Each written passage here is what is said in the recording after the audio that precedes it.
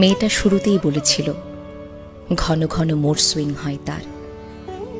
অসহায় ভঙ্গিতে মাথা নিচু করে আরও বলল, তার মুড সুইংয়ে বিরক্ত হয়ে কাছের সব বন্ধুরা দূরে সরে যাচ্ছে।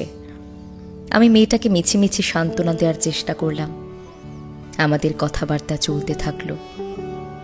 কথা বলার একটা পর্যায়ে দেখলাম মেয়েটা হঠাৎ আমার সাথে রুড বিহেভ করছে, আমার নর্মাল কথায় ওভার রিয়েক্ট করছে।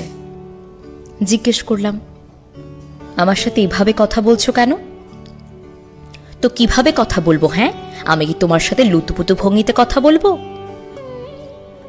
জবাব দিল মেয়েটা। আমার খুব মেজাজ খারাপ হলো।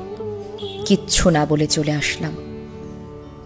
মেয়েটা 2 ঘন্টা পর আমাকে মেসেজ দিয়ে সরি বলল, ক্ষমা চাইল। আমি তাকে রেসপন্স করলাম না। ওর বন্ধুদের মতো আমিও ওর ওপর বিরক্ত। মাঝে মধ্যে আমার আম্মাকে দেখতাম আমার সামান্য কথাই রেগে যাচ্ছে। বোনটাকে দেখতাম আমি কিছু জানতে চাইলে ওভার রিয়াক্ট করছে। পরে বুঝেছিলাম ওদের মুড সুইং হয়। যে মেয়েটার মুড সুইং হয়, যে মেয়েটার ওপর সবাই বিরক্ত, তার কখনো ভালো থাকা হয় না। আমি আগে থেকে মুড সুইং বুঝলে মেয়েটাকে ছেড়ে আসতাম না, সহ্য করতাম, অপেক্ষা করতাম। কিন্তু আমি সেটা করিনি। করলে হয়তো আস্তে আস্তে মেয়েটার আপন হয়ে যেতাম। মুড সুইংয়ের ব্যাপারটা আমি পরে জেনেছি। হরমোনাল ইমব্যালেন্স, মেনস্ট্রুয়াল সাইকেল সহ বিভিন্ন কারণে বেশিরভাগ মেয়ে মুড সুইংয়ে ভোগে। হঠাৎ হঠাৎ তাদের বিহেভ পাল্টে যায়, ওভার রিয়েক্ট করে। আমরা মেয়েটাকে সাইকো বলি, কিন্তু মেয়েটা আসলে সাইকো না, আবেগে মায়া মমতায় ভরা একটা মানুষ সে। মুড সুইংয়ে ভোগা মেয়েগুলো পৃথিবীর সবচেয়ে অসহায় প্রাণী। ওরা নিজের সাথে যুদ্ধ করে আপনার আমার সাথে নর্মাল বিহেভ করতে চায়, কিন্তু মাঝে মধ্যে পারে না, সেটা ওভার রিয়েক্ট করে ফেলে।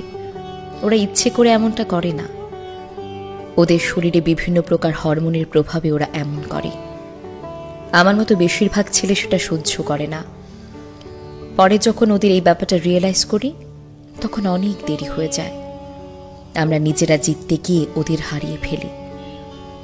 যদি আপনার বোন, প্রেমিকা কিংবা পরিচিত কোনো মেয়ের মুড সুইং খেয়াল করেন, তাহলে আপনি চুপচাপ থেকে পরিস্থিতি সামাল দিবেন।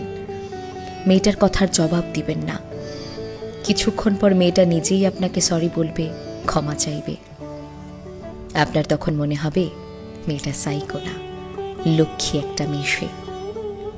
ভালোবাসুন, কাছেই থাকুন।